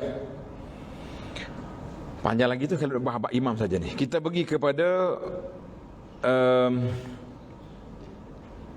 syarat yang seterusnya. Syarat yang dan disyaratkan kepada makmum untuk bertakbir selepas daripada takbiratul ihram imam. Jadi makmum ni jangan dia dulu daripada imam. Kalau dia takbir dulu pada imam, apa dia? Takbiratul ihram tidak sah. Macam mananya Al-Imam Al-Bukhari Muslim meriwayatkan bahawa Nabi bersabda, "Innama ju'ilal imamu liyutamma bihi fa idza kabbara fakabbiru." Sesungguhnya Allah Taala disyariatkan imam itu supaya kita ikut dia. Disyariatkan jadi imam supaya kita ikut dia. Fa idza kabbara fakabbiru. Bila imam takbir, kita pun takbir. Maknanya kena imam sudah dulu. Artinya para jemaah kita ni yang jadi makmum, jangan mendahului imam dalam semua perkara. Pergerakan, tulis dalam pergerakan. Adapun bacaan la ba'sa bihi, tulis dalam bacaan tidak mengapa. Kita mana tahu? Baca Fatihah rukun ke sunat? Baca Fatihah rukun ke sunat? Rukun. Sepatutnya imam baca dulu baru kita baca, betul? Tapi kalau solat yang sembunyi, solat yang sirri, mana kita tahu imam habis Fatihah ke tak habis lagi? Boleh kita tahu imam dah sudah Fatihah ke belum? Boleh? Tak boleh tahu. Pasal apa tak boleh tahu? Sebab apa tak boleh tahu? Sebab dia senyap. Nah, maka kalau kita sudah Fatihah dulu pada imam, tidak menjadi masalah. Yang salahnya dalam pergerakan. Yang besar kesalahan, kita pergi takbiratul ihram sebelum imam. Tulis kaedah kata, makmum, dua perkara yang membatalkan solat makmum, yang mendahului imam. Yang pertama takbiratul ihram, yang kedua salam. Imam tak salam lagi, kita belakang, Allah aku sakit perut lah, nak pergi toilet lah, tak, Assalamualaikum warahmatullahi wabarakatuh. Imam tak salam lagi, dia apa? Alah, batal solat dia. Kecuali nak belajar ke kecuali ni, kata tak belajar. Nak takut-takut emergency. Nah, kalau kita emergency memang tak boleh nak, memang tak boleh lah. Tak boleh nak tahan dia punya nak pergi buang air ni. Dia kena niat mufarakah. Dia niat mufarakatul imam, dia niat dia bercerai daripada imam, maka dia beri salam seorang dia baru boleh. Tapi kalau dia beri salam tanpa niat mufarakah, batal solat dia. Jadi dua perkara yang membatalkan solat. Yang pertama, makmum mendahului imam takbiratul ihram, tak sah solat dia. Yang kedua, makmum beri salam dulu daripada imam, tak sah solat, batal solat. Yang lain-lain itu dia kira makruh. Contohnya imam tak habis lagi, dia takbir dah. Imam baru sudah baca surah, kita pergi Allah Akbar dah. Itu tidaklah membatal, tapi perbuatan itu menyalahi sunnah dan dia bawa kepada perbuatan yang makruh. Kita kata nas'alullah as-salamata wal afiyah. Wallahu alam. Dalam kitab ni kata tamatlah perbincangan. Baik, tadi saya sebut kita baru 4 kan? 4, tulis. Yang kelima, syarat yang kelima dalam kitab Mu'tamad saya tambahlah. Tawafuq, bertepatan cara solat, bertepatan cara solat makmum dengan imam baru sama. Berbeza rakaat tak apa. Mana imam rakaat yang ketiga, kita baru masuk rakaat pertama, tidak jadi masalah. Berbeza niat tak apa. Imam solat subuh, contohnya kita pergi solat sunat subuh, tak apa. Ataupun yang payah sikit, imam solat tarawih, kita solat maghrib, kita solat isya, boleh. Tetapi kalau berbeza cara pelaksanaan, imam solat jenazah, kita nak pergi solat zuhur, boleh ke tak boleh? Tak boleh, sebab tidak tawafuk. Tidak tawafuk maknanya tidak bertepatan cara amalan solat di antara imam dengan makmum, tak boleh buat. Aku nak maya isya ni, imam nak maya apa ni? Maya jenazah, tak apa, saya ikut dulu. Lah, nak ikut macam mana? Dia tak ada rukuk, dia tak ada sujud, tak boleh. Seperti solat gerhana. Solat gerhana berbeza tak berbeza daripada solat biasa? Berbeza kan? Berbeza. Mana bila kata berbeza, maka tak boleh kita ikut dia, sebab dia rokok 2 kali. Kita kalau rokok 2 kali dalam satu rakaat, sah ke tak sah? Tak sah, tak boleh ikut. Jadi itulah di antara seperti solat gerhana, solat jenazah, itu dia panggil tidak tawafuk, tidak bertepatan cara pelaksanaan, maka tak boleh ikut. Syarat yang keenam, muwafaqatul imam. Makmum mesti kena ikut imam. Muwafaqlah dia pada imam dia. Jangan mendahului imam. Jadi seperti tadilah yang kita sebut, contohnya imam belum takbir lagi, kita takbir dah, maka tak boleh. Kata kalau menyalahi sedikit boleh tak? Salah sedikit, la tadurul mukhalafah al-basitah. Kalau berbeza sikit, macam kita solat di Masjid Haram. Masjid Haram, imam baca kunut atau tidak? subuh. Tak baca. Kita yang pegang mazhab Syafi'i ini nak baca. Itu dia panggil mukhalafah khafifah. Perbezaan yang sedikit, tak batal. Jadi imam sami Allahu liman hamidah, dia baca doa dia tu, Rabbana lakal hamdu hamdan katsiran tayyiban mubarakan. Kita yang nak baca kunut, dia baca kunut. Allahumma hdini fiman hadait wa afini fiman afait. Sempak je. Kunut tu bukan kunut nazilah panjang-panjang, kunut subuh. Itu dia panggil mukhalafah yang sedikit. Tapi kalau imam tak apa ni, imam terlupa sujud tilawah. Dia tak baca. Dia baca surah sajadah, tapi dia tak sujud. Kita pun sujud. Itu batal. Sebab menyalahi yang berat. Nah, pergi sujud, imam tak sujud.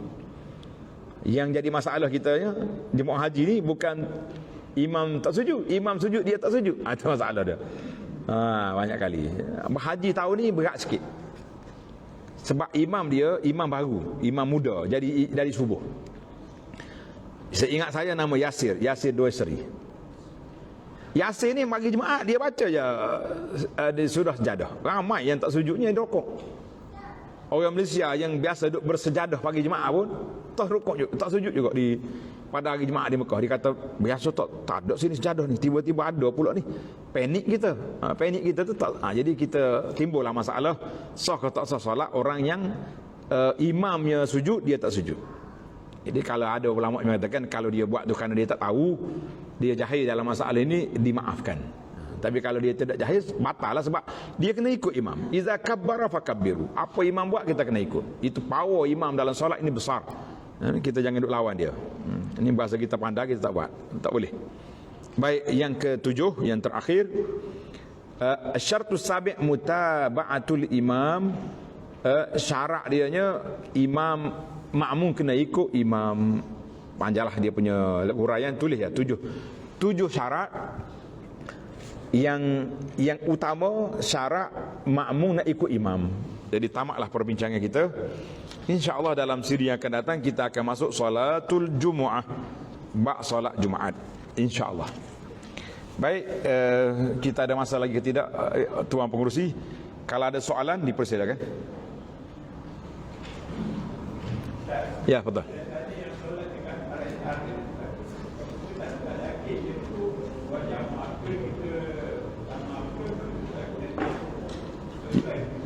Ya, yang mana? Ya, ha?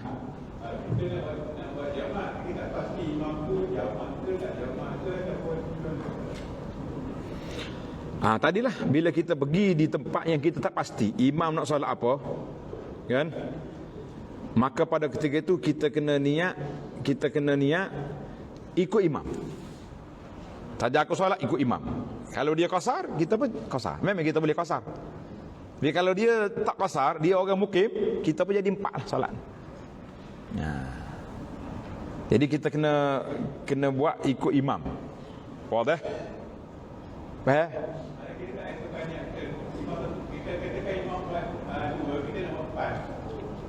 Tak. Kita kata dia qasar, kita nak apa ikut ni. Tak ada masalah tu. Bila dia bagi salam, kita tambah lagi 2 rakaat. Tak payah tukar. Sebab kita memang mukim pun. Cuma yang masalah yang pening tadi, dia ni musafir ke mukim? Sebab kita orang mukim, orang musafir, kita boleh solat 2. Tapi kalau dia orang mukim, maka automatik kita kena solat 4. Kita kena solat 4. Itu sama juga cerita dengan orang yang mari solat Jumaat. Dia solat Jumaat, dia niat Jumaat.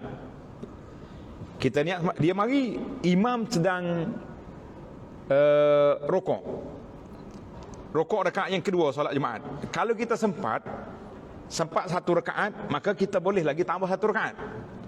Baik, kalau kita mari imam i'tidal rakaat yang kedua. Imam i'tidal rakaat yang kedua. Maknanya kita sudah tak dapat 1 rakaat pun Jumaat. Kita nak niat apa? Niat Zuhur ke niat Jumaat?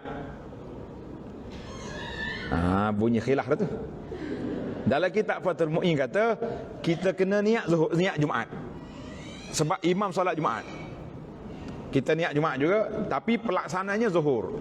Selepas imam bagi salam, kita kena tambah 4 rakaat.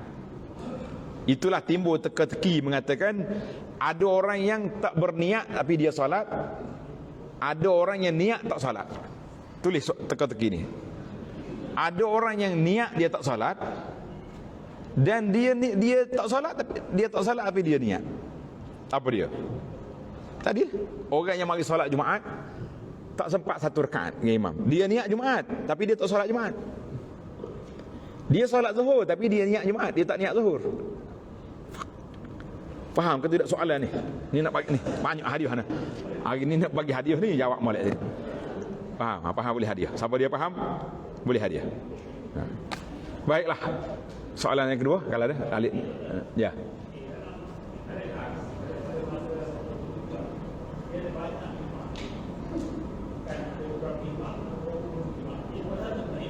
Di mana tu?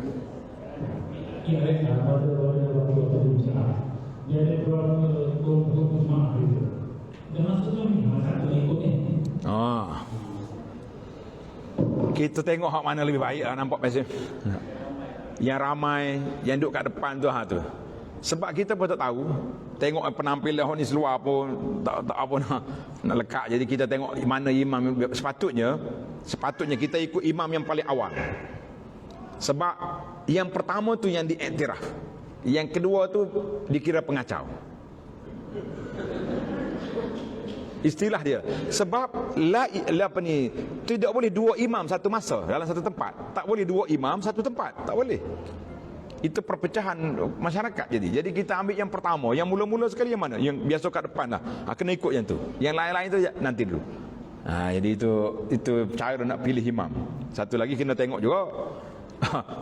Depan tu tapi baca entah ke mana dia punya bacaan pelik yang bunyi dah. Yang ni boleh jadi yang jemaah yang kedua ni buat ni sebab dia tak iktiraf bacaan yang pertama tu, wallahu alam. Jadi kita kena tengoklah. Cuma bacaan nak didik masyarakat supaya boleh memahami tanggungjawab solat jemaah ni. Tidak banyak imam di RNA tu satu usaha yang agak perlu digembleng ke tenaga lagi lah. Ramai yang belum faham lagi. Wallahu alam. Satu yang saya buka untuk kali ni muslimat. Sebab masa kita masa orang lain dah ni. Boleh. Assalamualaikum.